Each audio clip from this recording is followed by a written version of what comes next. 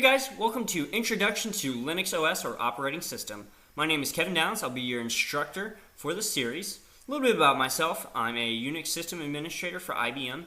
I serve and administer hundreds of different servers for multiple clients who are all enterprise level, and it's across multiple different environments. I have my RHCSA, which is Red Hat Certified System Administrator, and I'm also pursuing my RHCE, which is Red Hat Certified Engineer, as well as some DevOps stuff. Let's go ahead and get started here with Session 1 of Introduction to Linux OS. Here it is again, some things about myself. In case you thought I was lying, here it is in writing, in case you wanted to call me on my fib. So let's go ahead and go over what we're going to outline today. First off, it's going to be Introduction to Unix, Design Philosophy, System Components, the Shell and Command Entry, and finally installation and setup. And hopefully that's where we'll spend most of our time, so I can kind of walk you through how to set up your lab environment. Alright, here we go. Let's get started. Introduction to Linux and Unix. Linux is a Unix-like operating system, although it's a free and open source software. There are a number of different flavors and distributions. If you ever hear someone talking about different flavors of Linux, they're just referring to different types of their distributions. They all have slightly different software stacks built in and slightly different ways of managing them. Some examples of them are Debian, Fedora, Ubuntu, CentOS, Red Hat, Arch, Manjaro, Linux Mint, and more. Unlike Windows, the graphical interface isn't deeply linked to the OS. You can choose your desktop environment and trash them whenever you don't want them and pick something else that's going to suit your needs a little bit better. Linux is very popular in academia because it is free and open for development. It's also very popular in enterprise level environments because it's cheap to manage. There's a lot of support for it, and there's a lot of different collaboration with it. So the Unix philosophy originally came from Ken Thompson as a set of standards for software design in a Unix or Unix-like environment. He made each program do one thing well. To do a new job, he would write a new program rather than adding to an old one. Wouldn't expect output from every program to act as input to one another later. It avoid cluttered output, rigid input, and don't require interactive input. It would also write programs to handle text streams instead of binary codes. There's a couple different user interfaces. The first is going to be a graphical user interface, or GUI. You'll often hear that called a GUI, GUI, or GUI, or desktop environment. It works much like Windows or Mac desktops you're used to, and often provides comparable interfaces with similar idioms, things like start menu, taskbar, and others. Typically not one monolithic program, but instead a collection of smaller graphical programs all work together. There's also the command line interface, or the terminal, such as Bash, Z Shell, Corn Shell, and others. This is going to be the bread and butter for a system administrator. Although there is a steep learning curve to it, it offers much more granular and powerful access to the system. It's often a lot faster, too, when you're pretty good with it.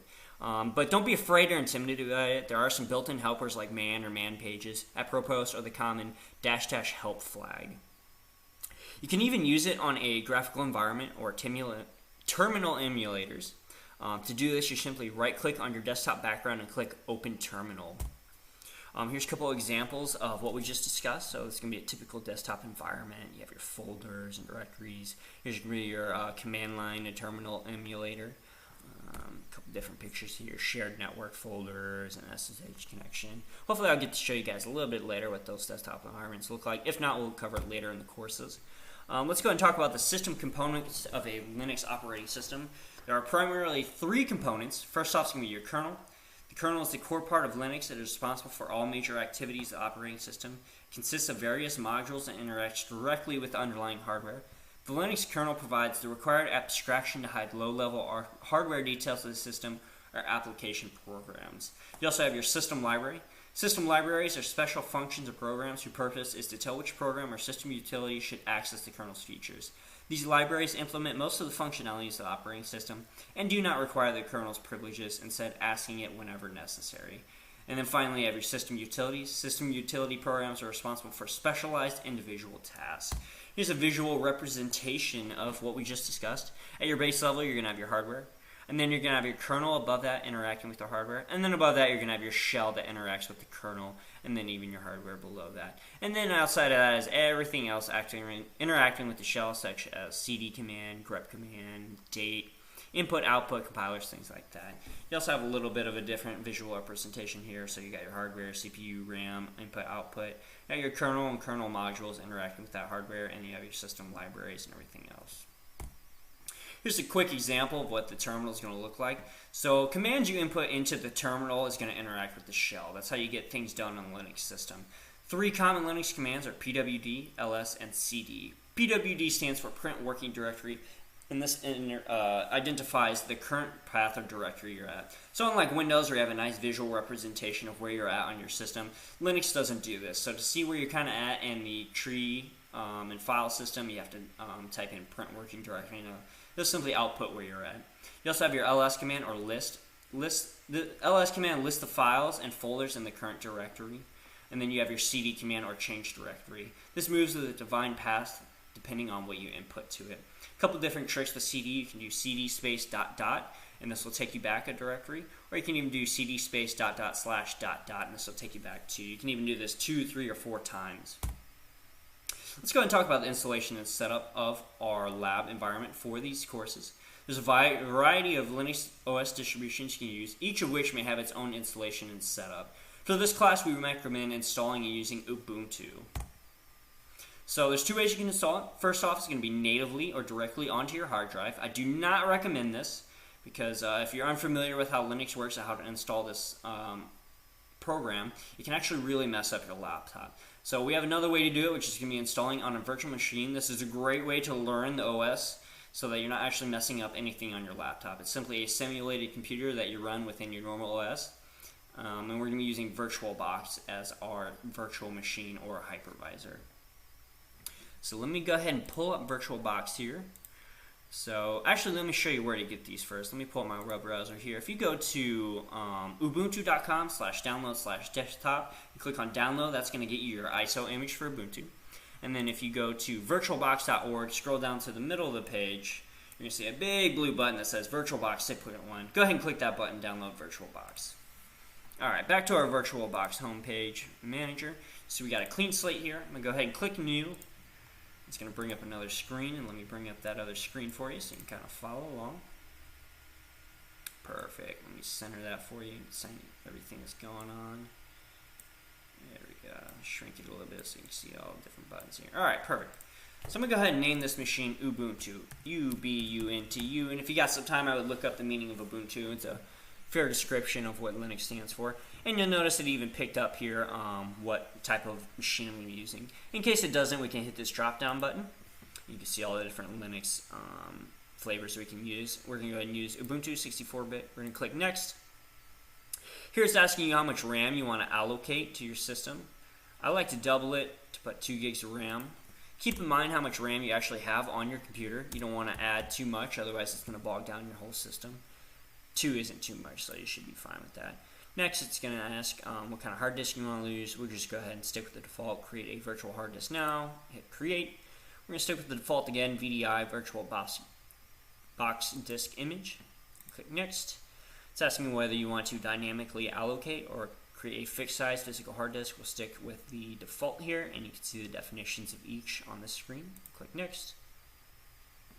And here it's asking how much storage you want to put on this machine in your hard disk. I would not go below 10 gigs. That's a minimum recommended. If you want to add more, you can. For our purposes, this should be enough right now. Later on, if you decide you want some more storage, you can always come back to the manager and add more storage or another disk. We're going to go ahead and click Create. And voila! We have a brand new machine created. Not quite functional yet. We're going to go ahead and double click on that. It's going to bring up another screen.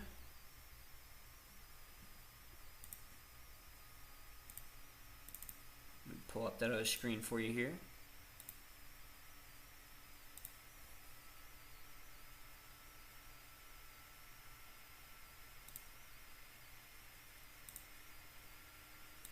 Maybe, there we go. Okay. So you can see our other screen here. Go ahead and enlarge this a little bit so you guys get a little bit better look. Okay. So here, it's going to ask you what image you want to use. You can see here it's already filled it out for me because this is where I have it saved. In case you need to go browse to where you actually have it saved, you can just click on this little drop down here and browse for it. But we're going to go ahead and use that. I'm going to go ahead and click Start. You can see here it's starting up that menu. Let me fix this screen for you guys a little bit. There we go. So it's booting up for me.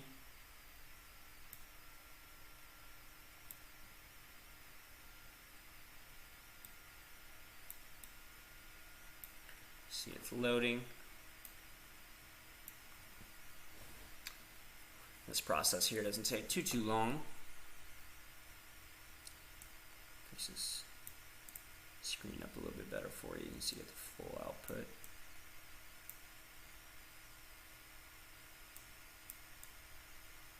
There we go.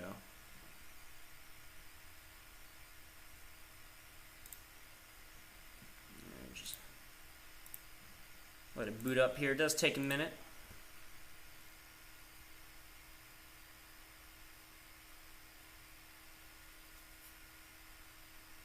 There we go. So we're starting to see our desktop here. Actually pretty cool looking desktop.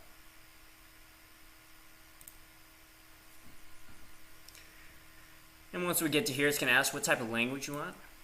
Depending on what type of language you want to pick it in, we're going to go ahead and go with English. We'll go ahead and click Install Ubuntu. And we're going to stick with the English keyboard setup. So we'll go ahead and stick with the defaults there. Hit Continue. And we're going to go ahead and do a normal installation. If we do minimal, we're not going to have a desktop. For this class, we do want to go ahead and install the desktop version of it. So we'll stick with normal installation. And we can go ahead and do download updates while installing Ubuntu. That's fine. We'll go ahead and click Continue.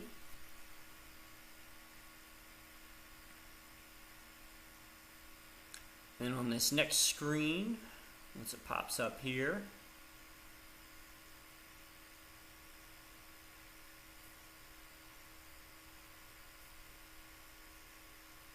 it's going to ask us for a little bit more information.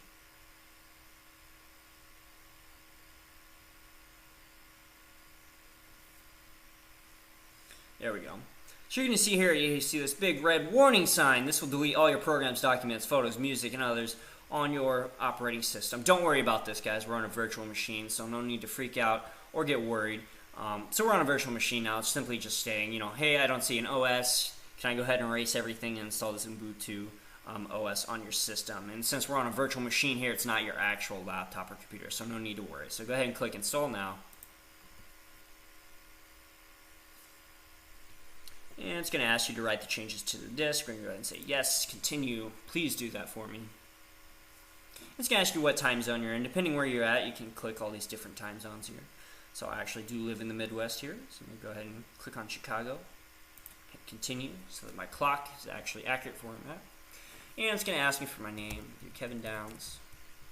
It's going to fill some info out for me. It's going to go ahead and fill out the username for me. You can change that if you want a different username. I'm going to go ahead and type in my password. Make sure you write down this password. If you forget it, no big deal. You can blow up your machine and create a whole new one with a whole different name and username and password. But that's going to take some time, as you see, so it's better to just go ahead and write down your password and remember it. We'll hit continue from here to actually start downloading the files for us. Actually, let me bring the screen up a little bit higher so you can see that. So as you can see, it's copying those files. So this is going to take a minute. Hopefully this doesn't take too long so I can demonstrate some commands in the desktop a little bit for you guys. Actually, while that's gone, I'm going to bring up our PowerPoint again and just kind of summarize some things we went over today. So we looked at the Unix philosophy, we looked at the different interfaces, we also looked at a couple basic terminal commands which I can demonstrate you here if this finishes this installing. And we also have an installation guide and a supplementary video. In the next session, we're going to go over some basic user commands, logging in and out, command line editing, navigating the file system, viewing and copying files, as well as controlling the terminal. Let's go ahead and check on our progress here again.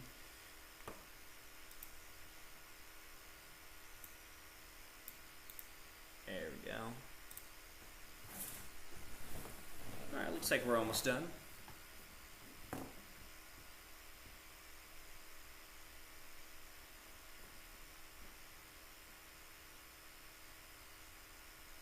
So close, yet so far away. Shouldn't take too much longer though. This is actually the end of the installation process, so it should be finishing up here soon.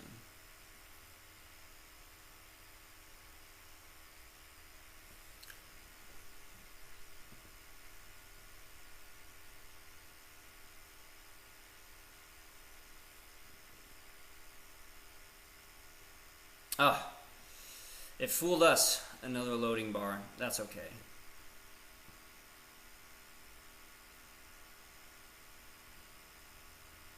Not too long of a process.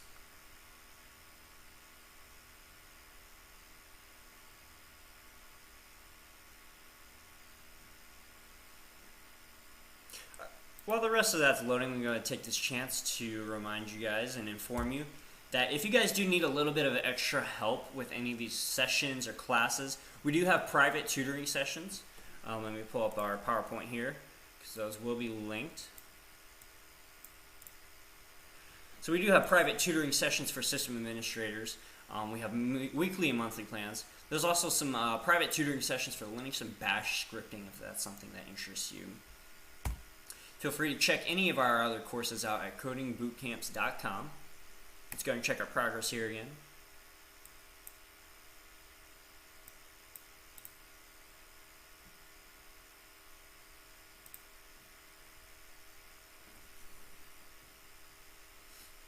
We're getting close here.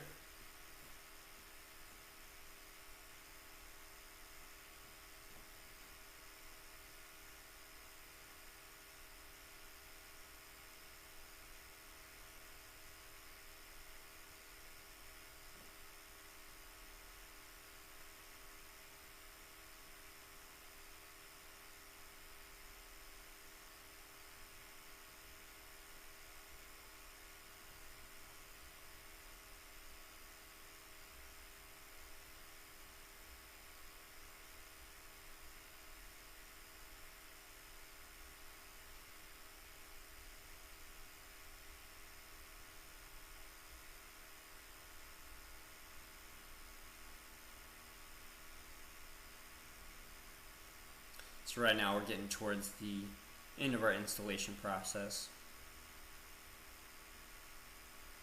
If you stuck with me this far into the video, I encourage you to go ahead and speed up the video and skip to the end so we can get to the good stuff on the actual machine itself. Or if you just like to watch the loading bar scroll at normal speed, then go ahead and feel free to stick around.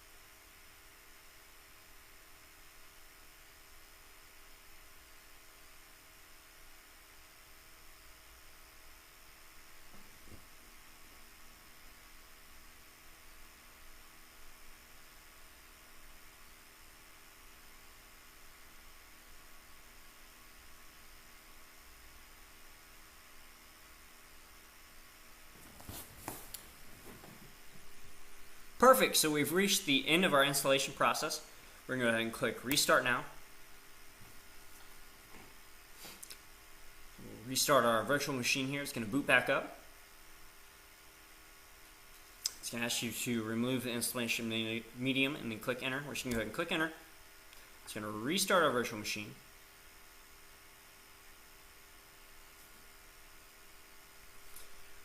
It's going to boot up Ubuntu.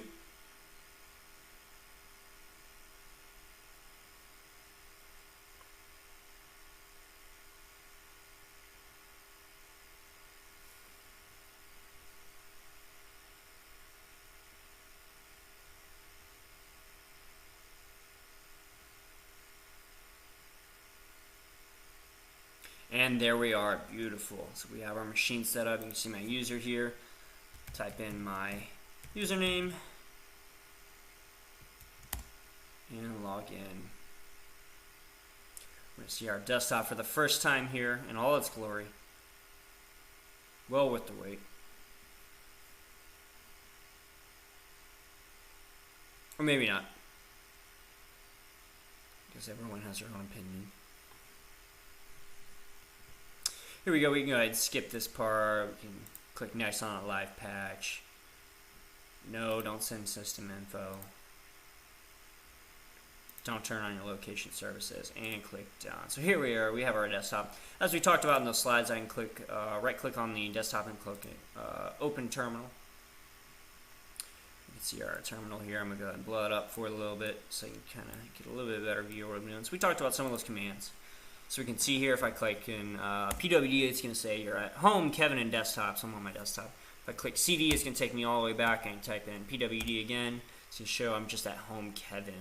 So I'm going to go ahead and do ls, list some files here. You can see desktop, documents, downloads, music, etc., etc. If I do cd, downloads, and actually let me show you something here. Everything in Linux is case sensitive, so if I do downloads, cd downloads, it's going to say, hey, I don't know what that is. So I go and do cd downloads with a capital D. And we're back at downloads, and I can list everything there. Oops, that is not the right command. Oops. So do ls here. You see I actually don't have anything in my downloads directory. Alright, that's about all I could show you for today, guys. I think that's enough. Thank you for coming to the first session of Introduction to Linux OS, and I hope to see you in the next session.